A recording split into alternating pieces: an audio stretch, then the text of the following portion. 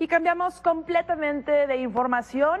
Es el momento de ir a los asuntos más políticos. Esta semana se discutió en el Congreso pues una reforma que ha venido esperando muchísimo tiempo, la reforma del Distrito Federal. Y para hablar un poco sobre eso tenemos con nosotros a la diputada del PAN, Margarita Saldaña. ¿Qué tal, diputada? Muy buenas noches. Hola, buenas noches. Muchas gracias. Oiga, pues bueno, los panistas han resultado ser señalados por todos como los culpables de atorar esta reforma, porque incluso el diputado Anaya decía, ya había un acuerdo donde se había quedado que como la mandara el Senado, así la íbamos a aprobar. ¿Existía este acuerdo?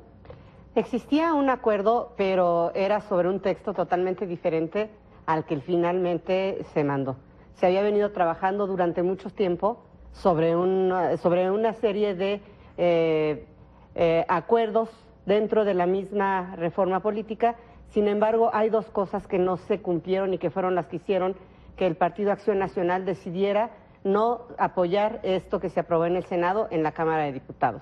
Y concretamente son dos los temas que no estuvimos de acuerdo. El primero, el que a nuestro juicio es el más importante, tiene que ver con que las delegaciones prácticamente quedan exactamente igual, sin mayores facultades los delegados para poder tener una mejor interacción con los ciudadanos y poder resolver de manera más eficaz los problemas que se viven en una delegación, quedando con las mismas facultades, pero nosotros inclusive le vemos un problema mayor al crearse estas alcaldías con estos consejos, con estos concejales, en donde a manera de ayuntamiento se nombran, pero no se dice cuáles van a ser sus facultades.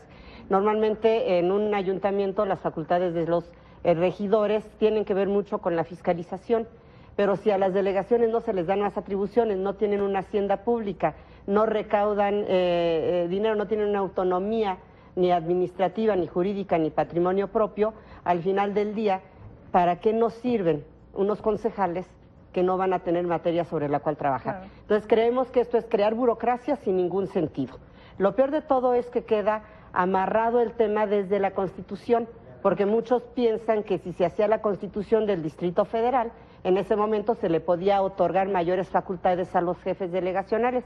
Sin embargo, esto no sucede, porque queda amarrado en el artículo 122 y entonces, en consecuencia, ¿cuántos años tendríamos que esperar para que vuelva a haber un gran acuerdo nacional y cambiemos las cosas desde la Constitución?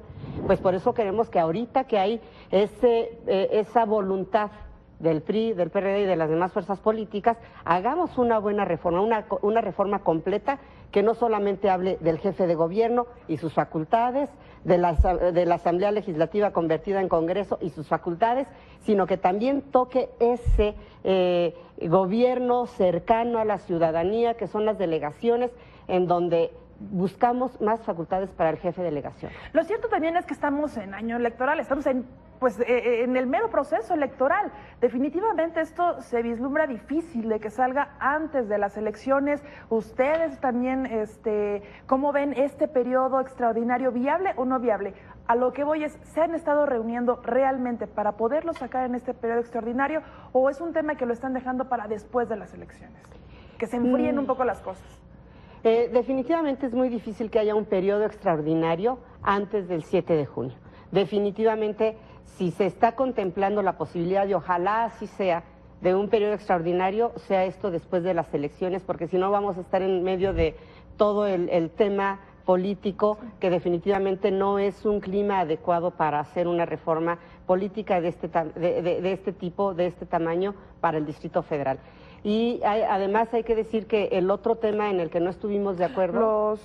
Los constituyentes. Los constituyentes. ¿Qué están proponiendo ustedes? Nosotros proponemos que todo el constituyente sea elegido por la ciudadanía. Todos los 100 que se están proponiendo sean directamente una elección del popular, una elección del pueblo. Porque ahorita, así como quedan las cosas, el 40% sería prácticamente elegido entre PRI y PRD. ¿Por qué? Porque 7 de estos concejales son directos por el presidente de la República, 7 por el jefe de gobierno, 14 por la Cámara de Senadores y 14 por la Cámara de Diputados. Ni siquiera tienen los diputados del Distrito Federal derecho a proponer a alguno de estos constituyentes. y el otro 60% es por elección popular, pero esto ya se dispersa entre todos los grupos, entre todos los partidos políticos, lo cual hace que evidentemente de entrada haya una mayoría de 2 fuerzas políticas. Perfecto, diputada, se lo agradezco muchísimo, sin duda un tema bastante polémico, bastante amplio, seguiremos muy pendientes, le pedimos al auditorio también que se mantenga pendientes, es un tema que se ha discutido pues no de hace unos años, ya tiene muchísimo tiempo esta reforma pendiente. Diputada, se lo agradezco muchísimo. Muchísimas gracias. Buenas noches. Buenas noches.